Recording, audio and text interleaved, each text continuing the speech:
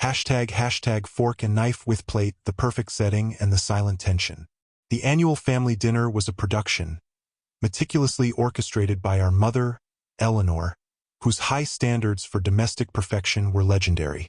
This year, the setting was even more significant. It was December and the house, a sprawling old Victorian with high ceilings and heavy drapery, was draped in a festive but elegant display of white lights and evergreen boughs. The dining room, in particular, was a tableau. The mahogany table, polished to a liquid sheen, reflected the flickering candlelight of a dozen tall tapers.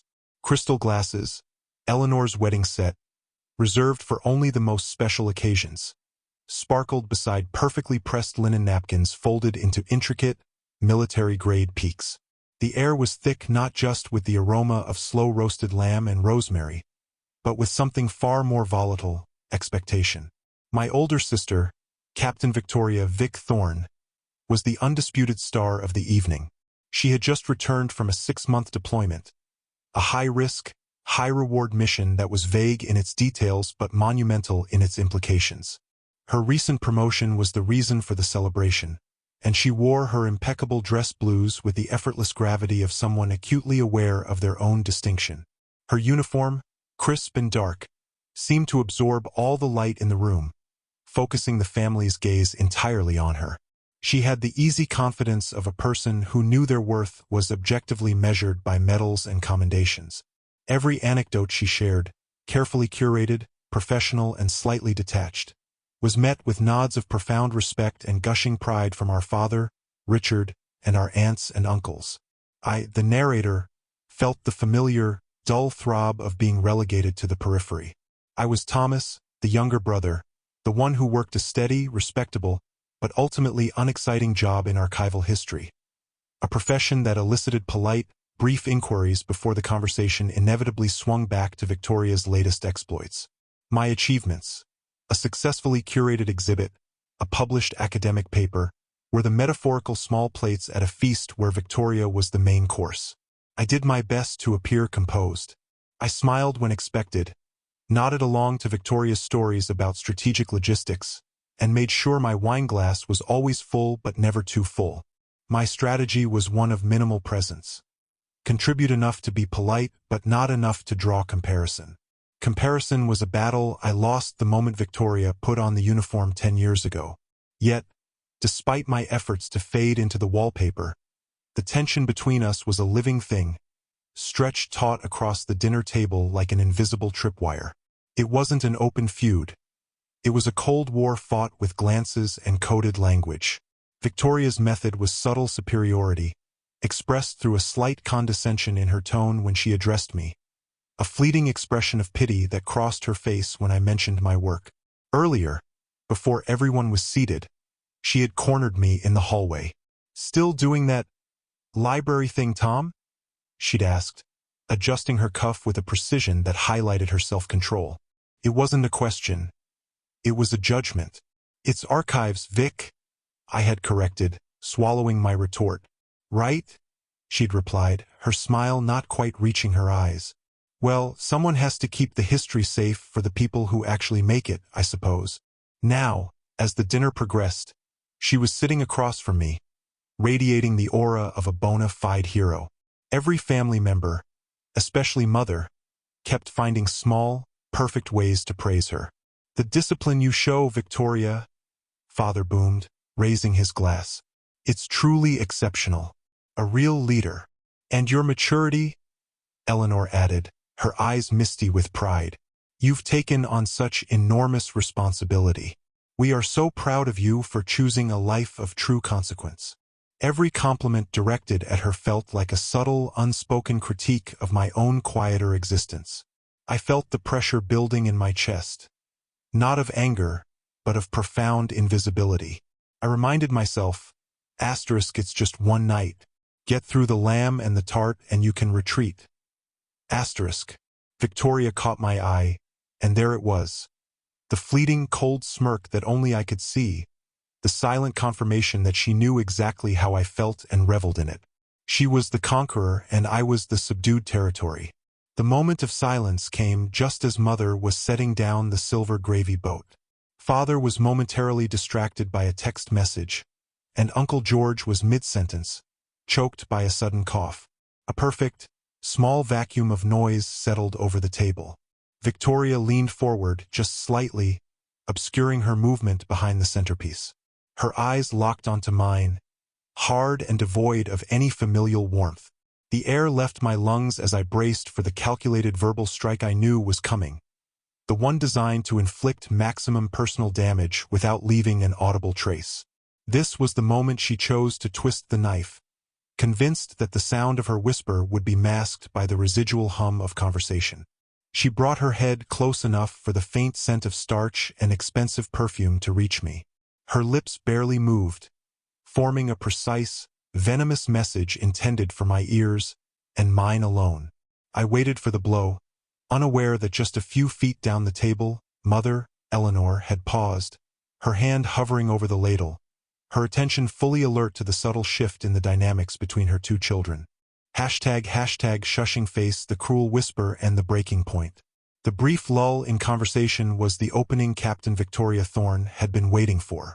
The clinking of silverware had momentarily ceased. Uncle George was still recovering from his cough with a gulp of water, and Father was entirely engrossed in the bright screen of his phone, likely dealing with some urgent work matter. The perfect storm of distraction had settled, creating a small, soundproof bubble around the two of us. Victoria's proximity was intimidating. The polished brass of her uniform buttons caught the candlelight, and the severe cut of her dark jacket seemed to press the surrounding air into a suffocating presence. I could feel the cold precision radiating off her, the kind of focus she likely deployed when briefing her unit. Only this time her target was internal, familial, and deeply personal. "You look bored, Tom," she murmured, the sound barely audible over the distant drone of Christmas carols playing softly from the living room speakers. Her voice was low, clipped, and devoid of the performative cheer she had been employing all evening. It was her real voice, the one that delivered orders and expected immediate, unquestioning compliance. I met her gaze, trying to maintain a neutral expression, refusing to give her the satisfaction of seeing my discomfort. "Just enjoying the lamb, Vic?" I replied, my voice equally subdued. Her lips curled into a barely perceptible, dismissive smirk. It was a facial expression perfected over years of evaluating subordinates and judging the less capable. "Of course. Enjoy the mundane. It suits you." Then, she leaned in further, her eyes darting quickly to ensure our parents were still occupied. She rested her elbow lightly on the table edge, a gesture of faux intimacy that belied the venom of her words. Her breath was cool on my ear as she delivered the decisive blow, the one she'd likely been composing in her head for weeks, perhaps months. "Let's be honest, Thomas. You are nothing without the shadow of this house. I am the accomplishment, the measurable success. You are merely the placeholder, the nice, quiet little man who archives other people's victories. You are just a supporting character in the story I'm actually writing." The words weren't a shout or an argument. They were a clean, surgical incision. They weren't intended to start a fight but to end one, definitively establishing her superiority. The reference to my job, archiving other people's victories, was a calculated shot at my professional core, twisting my passion for history into a symbol of my own perceived lack of impact. The effect was instantaneous and devastating. It wasn't just the cruelty of the statement, but the cold, absolute conviction with which she delivered it. It confirmed every fear I had carried since childhood about being the lesser sibling, the one who lived an ordinary life while the other chased glory. I felt a sudden, sharp prick of heat behind my eyes. My hands, which had been resting loosely in my lap, clenched into tight, frustrated fists. I wanted to lash out, to defend my quiet life, to scream that not everyone needed a medal to feel relevant. But years of conditioning, of deferring to the decorated, celebrated sister, kept my mouth clamped shut. Retorting would only escalate the situation, potentially ruining the night and confirming my status as the emotionally unstable one. I swallowed hard, the taste of the expensive wine now like ash in my mouth. Victoria pulled back, her face instantly smoothing back into the composed, gracious captain everyone else admired. She picked up her water glass, took a sip, and resumed her position as the centerpiece of the table, her expression serene, as if she had just made a polite comment about the weather. The silence I was forced to hold, the rage and humiliation boiling beneath my skin, felt like it would crack me open. This was the climax of the aggression. Not a physical blow, but a psychological annihilation delivered in a voice only I was meant to hear. I looked down, focusing intently on the pattern of the damask tablecloth, trying to regain control. I took a slow, deliberate breath, praying for the moment to pass, for the conversation to swell back up and bury her words. What I didn't see, in my state of shock and internal chaos, was Eleanor, mother, who had been placing the gravy boat back on the trivet. She had stopped moving, her body perfectly still, her head cocked just slightly. She was closer to our side of the table than Victoria had calculated. Her hearing, sharp and attuned to the nuances of her children's voices even in a crowd, had picked up the low, distinctive tone of Victoria's spiteful whisper, and perhaps a few of the more damning, clipped phrases. Eleanor's eyes, usually warm and bright, were now fixed, wide and unblinking, on Victoria's face, the face that had so quickly shifted from predator to princess. The polished silver gravy ladle slipped almost silently from her fingers, clattering softly against the porcelain platter. The subtle noise was the real breaking point. The whisper was the knife. The clatter of the ladle was the bell tolling the alarm. In that single, frozen moment, the perfect domestic tableau shattered.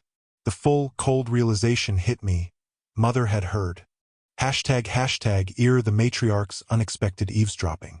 The moment Victoria drew back, smug and satisfied with the psychological damage inflicted, a chilling stillness fell over the immediate vicinity of the table. To anyone else, it looked like a natural pause in the conversation. Perhaps the lull before father finished his text and resumed his role as the enthusiastic host. But to me, the air around us was vibrating with the echo of Victoria's cruel verdict. I felt exposed, humiliated, and utterly alone in my resentment.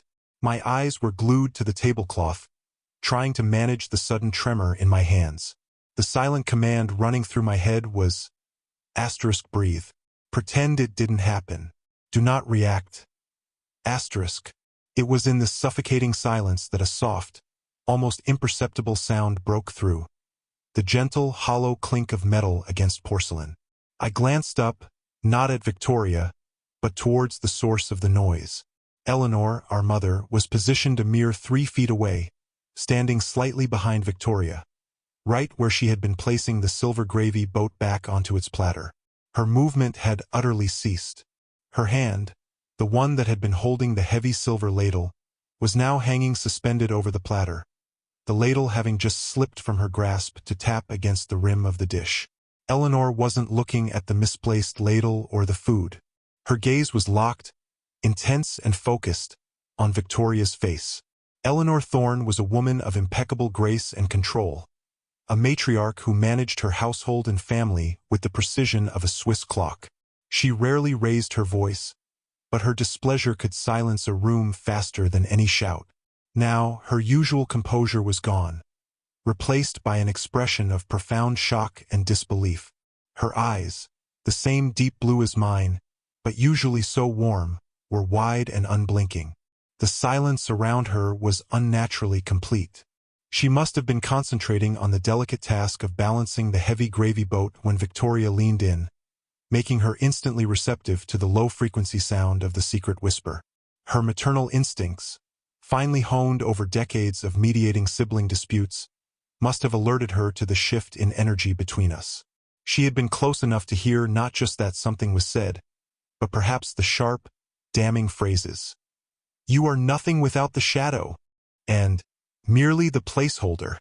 I watched, momentarily forgetting my own pain, as the full weight of Victoria's malice settled upon our mother. It was a revelation. Eleanor had spent years nurturing the image of Victoria as the noble, sacrificing heroine, the child who sought purpose in the highest calling. She had championed Victoria's career, viewing the uniform as a symbol of unimpeachable character and moral fortitude. Now, the facade had cracked wide open, revealing the bitter, jealous heart underneath. Eleanor didn't move, didn't make a scene. She simply stood there, a witness whose very stillness commanded attention. She wasn't angry yet. She was grieving the loss of an illusion. The shock on her face wasn't just about the cruelty. It was the realization that the praise she had been lavishing on her elder daughter all evening had been built upon a foundation of casual, cutting contempt for her younger son. Victoria, catching the sudden, absolute silence, finally turned her head slightly and followed my fixed gaze to Mother. Her carefully constructed mask of serene composure crumbled instantly. The self-satisfied smirk vanished, replaced by a flicker of pure, unadulterated panic. She recognized the expression on Eleanor's face, the look of a mother who had just seen her child commit a betrayal. Victoria's military discipline failed her completely. Her shoulders, previously held ramrod straight, seemed to slump almost imperceptibly as the color drained from her cheeks. She knew she had been caught. The atmosphere in that corner of the dining room became thick and suffocating. The air itself seemed to resist movement, holding the three of us captive in a tableau of discovered aggression. Father, still engrossed in his phone, and the aunts and uncles, still softly murmuring their own conversations, remained oblivious to the silent, seismic shift that had just occurred a few feet away. The cruel whisper was meant for my ears alone, a private act of fraternal war. The profound, terrifying consequence was that the family matriarch, the arbiter of our moral conduct, had intercepted the signal. Her discovery turned a personal humiliation into a profound family crisis. Eleanor's next move, or lack thereof, would determine the direction of the entire night, and perhaps the future dynamic of our family. I watched, mesmerized, as my mother, still holding that silent, heavy gaze on her elder daughter, slowly, deliberately, lowered her suspended hand to rest on the back of the nearest chair. The silent confrontation had begun. ## collision, the silent confrontation and immediate consequences. The moment of frozen realization, Eleanor's stunned gaze meeting Victoria's sudden panic, lasted only a few agonizing seconds, yet it seemed to stretch into an eternity. Victoria, the decorated officer trained for immediate crisis response, was completely disarmed by the simple, unwavering honesty in her mother's eyes. Her military bearing, her armor of discipline, had been pierced by her own unguarded cruelty. Eleanor, still silent, did not scream, did not cry, and did not demand an explanation. A public scene would have been entirely out of character and would have provided Victoria with an opportunity to retreat behind a shield of righteous indignation or denial. Instead, Eleanor chose a more devastating weapon: controlled, visible disappointment. She slowly pushed away from the table, her movements economical and deliberate, yet signaling a profound break. She did not look at me, a subtle act of respect, allowing me to maintain my dignity and not forcing me to confirm the insult, but kept her full, heartbroken attention fixed on Victoria. "Victoria," Eleanor said, her voice barely a breath, but penetrating the low hum of conversation like a sharp pinprick. The use of her full name, without the affectionate Vic, was a profound chastisement. Victoria swallowed hard, her eyes flicking nervously toward Father, who was finally looking up from his phone, oblivious to the undercurrents. "Yes, Mother?" she managed, the words sounding shaky and thin, unprofessional. Eleanor didn't address the whisper directly. She simply shifted the focus to the celebratory narrative Victoria had woven all evening. "You were just telling Uncle George about the challenges of leadership," she stated, her gaze holding steady. "About the moral courage required to be a captain. Tell me, dear, when you talk about command responsibility, what exactly does that entail to you?" The question was simple, innocuous on the surface, but the context made it a crushing indictment.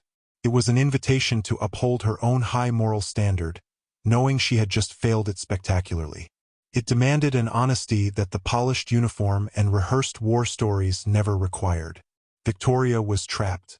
She couldn't lie under the force of her mother's stare, but she couldn't confess to the petty venom she had just deployed. She stammered, her usual eloquent command of military jargon abandoning her. It means holding yourself to the highest standard, Mother. Prioritizing the mission, the team. And the team," Eleanor interrupted, her tone neutral, almost scholarly. Does the team, in a leadership context, include those who pursue different missions? Perhaps missions that are less visible, less decorated? Does true leadership require respect for all vocations, or merely for those you deem worthy of your attention? The weight of the unsaid words. Asterisk, why did you say that to your brother?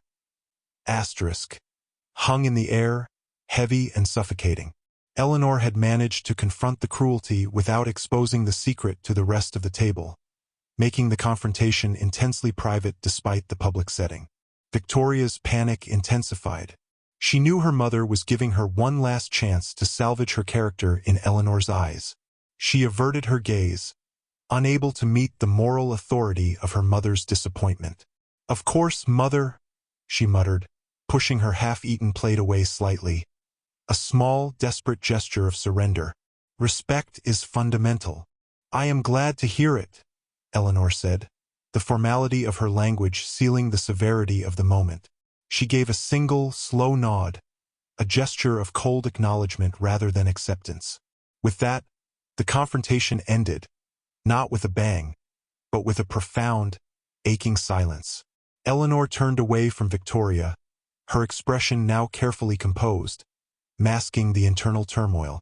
She resumed her place at the head of the table, picking up a conversation with Aunt Martha about the weather as if nothing had occurred. But everything had changed. The atmosphere around the table had shifted from festive warmth to a chilling formality. Father, sensing the unspoken tension, looked confused and slightly annoyed. The rest of the dinner proceeded in slow motion, marked by Eleanor's unusually distant behavior toward Victoria. Every time Victoria attempted to engage her mother in conversation, a desperate attempt to smooth over the fissure, Eleanor responded with brief, polite, and completely non-committal replies. The sister, the conquering hero, was now completely isolated, shivering not from cold, but from the sudden, profound loss of her mother's unqualified admiration. She kept shooting fleeting, resentful glances at me, a silent accusation that I was somehow responsible for her exposure. But I was just sitting there, silently observing the consequences of her own malice. The immediate consequence was clear. Victoria's pedestal had been dismantled. She was no longer just the captain. In Eleanor's eyes, she was now the captain who had whispered, "You are nothing," to her own brother. The night, intended to be a celebration of her achievement, had become a quiet, private judgment of her character. The victory she sought over me had cost her the one validation she truly craved: her mother's pure, uncritical pride. ## House with Garden, the epilogue and the search for new respect. The aftermath of the disastrous family dinner was a period of heavy, uncomfortable silence within the Thorne household. The perfection of Eleanor's Victorian home felt stained by the venomous words spoken and the resulting, cold confrontation. The dinner concluded swiftly after Eleanor's pointed questioning, with Victoria making a strained, early exit under the pretense of an urgent briefing, her usual graceful confidence replaced by a hurried, almost panicked retreat. In the days that followed, the change in the family dynamic was palpable, centered entirely around Eleanor. She maintained a cool but scrupulously polite distance from Victoria, ensuring all necessary communication was handled with formal brevity. It was a calculated strategy, a quiet, persistent withholding of affection and approval that Eleanor knew would wound Victoria far deeper than any shouted argument. My own interactions with Mother, however, saw a subtle but profound shift. The day after the dinner, Eleanor sought me out in the sunroom, where I was attempting to focus on my archival work. She didn't launch into a tearful apology or a dramatic defense. Instead, she sat down with 2 cups of coffee, something she rarely did, and began talking not about Victoria, but about my work. "Thomas," she started, stirring her coffee slowly, "tell me more about this exhibit you're curating on the city's early architectural designs. The ones people just walk past every day." I hesitated, used to the usual brief, polite acknowledgement. But the genuine, focused interest in her eyes was new. I began to explain my painstaking process of uncovering forgotten blueprints and connecting them to the living history of the city streets. I spoke with the passion I usually reserved for my colleagues.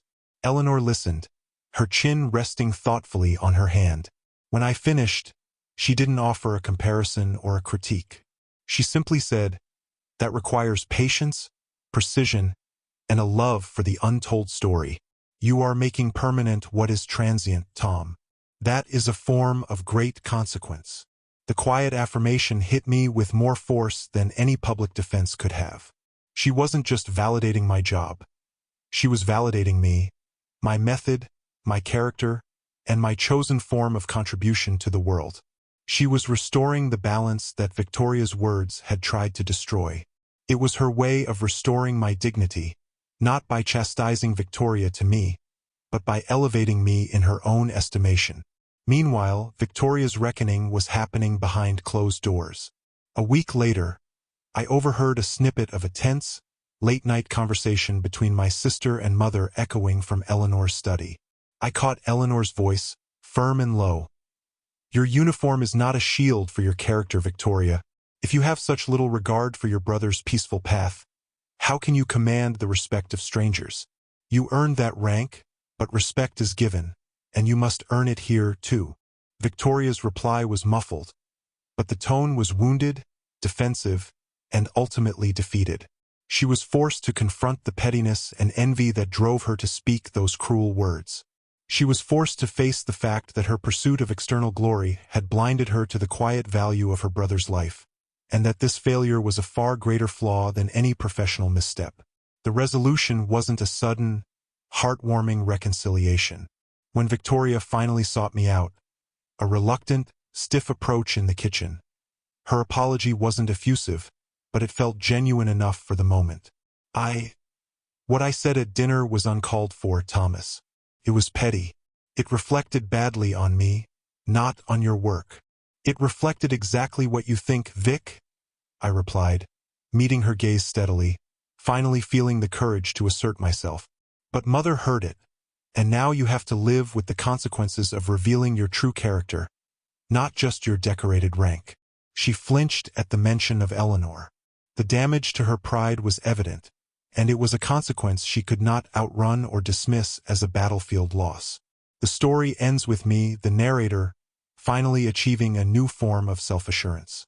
The validation I received wasn't a rejection of Victoria's achievements, but an affirmation of my own distinct worth, recognized by the moral center of our family. I realized that the value of my life was not determined by the medals I lacked, but by the meaningful work I pursued and the respectful relationships I maintained. The military sister, who sought to diminish me with a whisper, inadvertently forced the matriarch to intervene, leading to a critical realignment of respect within the family. Victoria was still the celebrated captain, but she had lost her moral high ground. And I, the quiet historian, had finally found my voice and my standing, cemented not by a confrontation of my own making, but by the clear-sighted judgment of the woman who valued character above all else. The house was quieter, but the foundations felt stronger, built on a truer, less idealized version of reality.